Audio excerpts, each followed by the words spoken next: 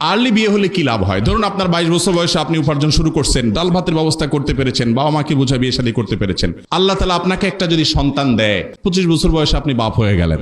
এই ছেলের পড়ালেখা শেষ করতে করতে সে নিজের পায়ে নিজে দাঁড়ায় উপযুক্ত হয়ে কর্মক্ষম হয়ে কর্মজীবনে ঢুকতে ঢুকতে ধরেন 20-22 বছর মিনিমাম লাগবে, আরো বেশি লাগে। তাহলে আপনার বয়স 25, ছেলের বয়স 20-22, এভারেজে কত দাঁড়াইলো?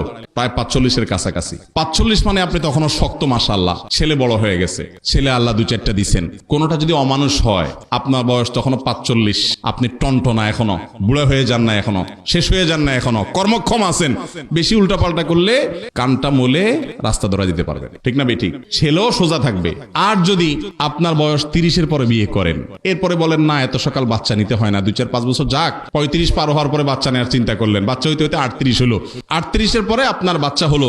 বাচ্চা হওয়ার পরে এই বাচ্চা পড়ালেখা করে কর্মক্ষম হয়ে কাজ টাজ করা শুরু করবে, উপার্জন করা শুরু করবো, সেজন্য 25 বছর দরকার। 38 + 25 কত হলো? 60-এর বেশি, প্রায় 63-65 বছর বয়স হওয়া মানে তো আপনি শেষ, ঠিক না বেঠিক? ওই বয়স পর্যন্ত আপনার সংসারে ঘানি টানা লাগবে, কারণ পোলাপান এখনো পড়ালেখা করতেছে, কাজ শুরু করে নাই। এরপরে আল্লাহ না করুক যদি অমানুষ হইছে, আপনার তো এখন আর চাকরি বয়স হওয়ার নেই। এবার ওই পোলার জুলুম সহ্য করা ছাড়া আর কোন উপায় আছে? আমার ওয়াইফকে অনেকে পরিচিত অনেক মহিলারা বলে যে ভাবি মাশাআল্লাহ এই বয়সে আপনি শাশুড়ি হয়ে গেছেন, কদিন পরে নানি দাদি হয়ে যাবেন, মনে হয় যে আপনি এখনো ইয়াং, আর আমরা মাত্র বিয়ে করলাম, এখন একটা বাচ্চা মাত্র নাক দিয়ে শিন পড়তেছে, কবে এটা মানুষ করবো আল্লাহ জানে। আফসোস করে আপনারা যেটা স্মার্টগিরি মনে করতেছেন, ওটা হলো আসল খ্যাতগিরি। আল্লাহ এবং তার রাসূল সাল্লাল্লাহু আলাইহি ওয়াসাল্লামের বাতানো পথের বাইরে কখনো স্মার্টনেস হতে পারে